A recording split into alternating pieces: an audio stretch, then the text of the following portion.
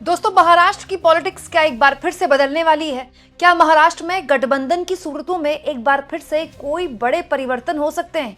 महाराष्ट्र में जिस तरह के सियासी बयान आने शुरू हुए हैं, वो आने वाले तूफान का अंदेशा तो दिखाते ही हैं। हालत ये दोस्तों कि नगर परिषद के चुनाव को लेकर जबरदस्त तरीके से जो बयानबाजी एकनाथ शिंदे और फडणवीस के बीच चल रही थी, अब ये मामला बयानबाजी से आगे निकल गया है। दोस्तों, ऐसा लग रहा है कि महाराष्ट्र में महायुति और महाविकास आघाड़ी यानी कि एनडीए और महागठबंधन, जिसे इंडिया गठबंधन भी बोलते हैं, उसका पूरा का पूरा प्रारूप ही बदल सकता है और इसमें हो सकती है उद्धव ठाकरे की एंट्री। दोस्तों, महाराष्ट्र की सियासत में पिछले आप कह सकते हैं कि 48 घंटों से बहुत कुछ चल रहा है। आप जानते हैं इस वक्त महाराष्ट्र में निकाय चुनाव को लेकर लगातार प्रचार जारी है। दोस्तों, नगर परिषद और नगर पंचायत चुनाव में शिंदे और फडणवीस तब आमने सामने हो गए।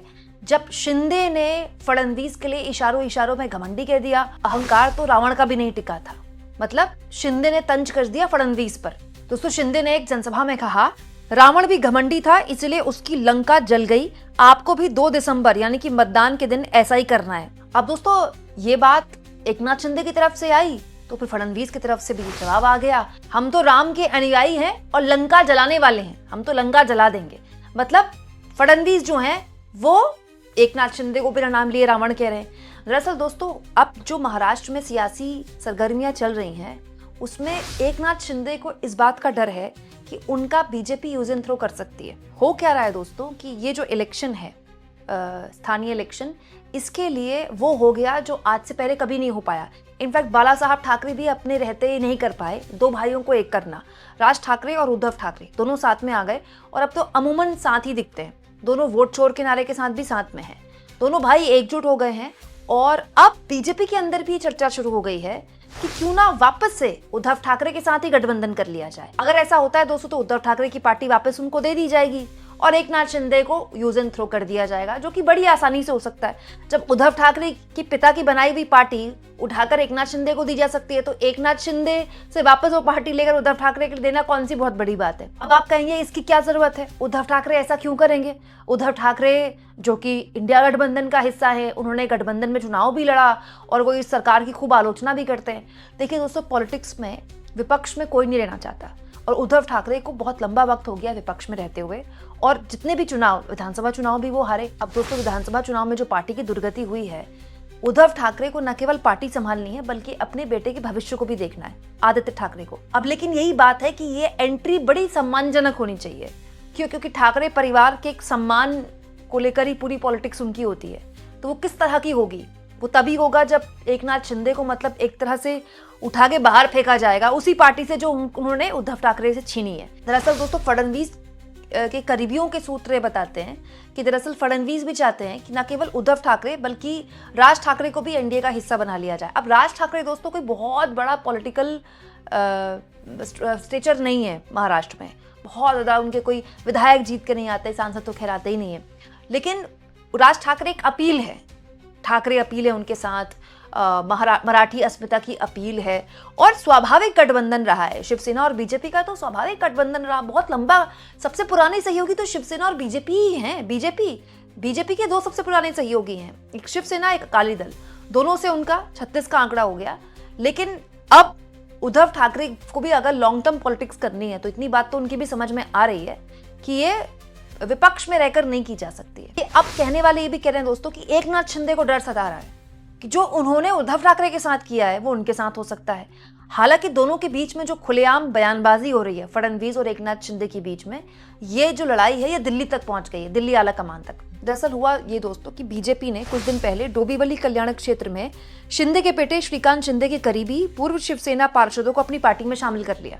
मतलब एकनाथ शिंदे की पार्टी के पूर्व पार्षदों को अपनी पार्टी में शामिल कर लिया बीजेपी ने, जिसको लेकर बीजेपी से एकनाथ शिंदे नाराज थे कि ऐसे तो आप हमारी पार्टी ही तोड़ देंगे।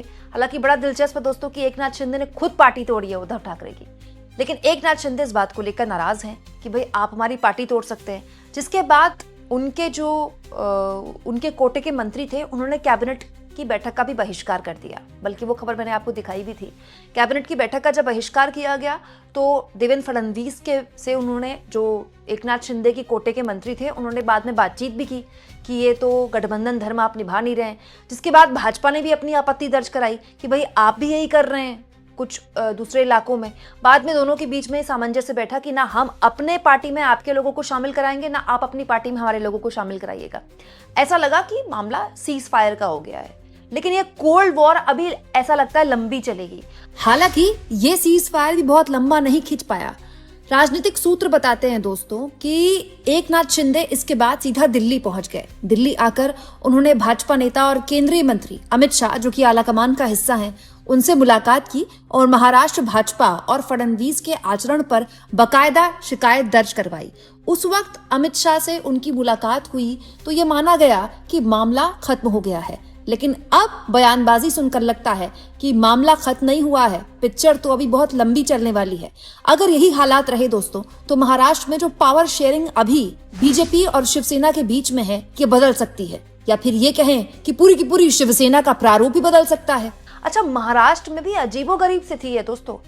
पार्टी मतलब आप सोचिए दोस्तों, फडणवीस जब पहली बार सीएम बने थे तब उनका जो गठबंधन था, तब तो खैर शिवसेना के साथ गठबंधन था, तब उद्धव ठाकरे सरकार में रहकर भी विपक्ष की भूमिका में रहते थे, सरकार की खूब आलोचना करते थे। अब एकनाथ शिंदे के विधायक और एकनाथ शिंदे खुद भी यही कर रहे हैं। इनफैक्ट दोस्तों, जो गठबंधन के साथी हैं, जो एकनाथ शिंदे के कोटे के विधायक हैं और जो अजित पवार के कोटे के विधायक हैं, उन लोगों की एक और शिकायत है कि उनके इलाकों में जो फंड्स हैं वो टाइम पर रिलीज नहीं किए जाते। बीजेपी के कोटे के जो विधायक हैं उनके यहाँ टाइम पर फंड रिलीज कर दिए जाते हैं। मतलब आप सोचिए, गठबंधन करने का फायदा ही क्या है फिर? मतलब बड़े बड़े लोग जो हैं मंत्री बन जाते हैं, लेकिन गठबंधन के जो विधायक हैं उनको फंड तक टाइम पर नहीं दिए जाते।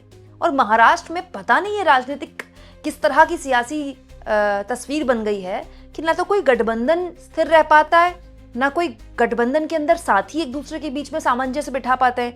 मतलब जो सामंजस्य बिहार में अब तक बीजेपी ने बनाया नीतीश कुमार के साथ, वो किसी भी हाल में महाराष्ट्र में वो अभी तक नहीं बना पाई। और ये ईगो क्लैश होना ही था दोस्तों। आप खुद सोचिए, बहुत स्वाभाविक है, कोई आदमी सीएम की कुर्सी पर आ चुका है, एकनाथ शिंदे, फिर उसको डिप्टी सीएम बना दिया जाए तो वो कसक, वो टीस तो रहती ही है। और देवेंद्र फडणवीस पर यह आरोप एकनाथ शिंदे के पार्टी के लोग लगाते हैं कि फडणवीस जो है वो ठीक से बात तक नहीं करते एकनाथ शिंदे के कोटे के विधायकों का। तो अब देखते हैं आने वाले वक्त में क्या महाराष्ट्र की पॉलिटिक्स पूरी तरह से बदलने वाली है? क्या पूरा का पूरा गठबंधन बदल जाएगा? क्या एकनाथ शिंदे के साथ वो हो जाएगा जो उन्होंने उद्धव ठाकरे के साथ किया? अगर ऐसा होता है तो आप ये मानकर चलिए कि विपक्ष की पॉलिटिक्स भी बदलेगी, विपक्ष की स्थितियां भी बदलेंगी, क्योंकि फिर ये भी हो सकता है कि अजित पवार और चाचा शरद पवार भी एक हो जाएं, क्योंकि उनके साथ भी तो वही हुआ था। आपको क्या लगता है दोस्तों? कमेंट बॉक्स में जरूर लिखें और जितना हो सके चैनल को शेयर भी करें, सब्सक्राइब भी करें और थैंक्स और ज्वाइन के ऑप्शन से अगर आप चाहें तो कुछ आर्थिक मदद भी चैनल की जरूर करें।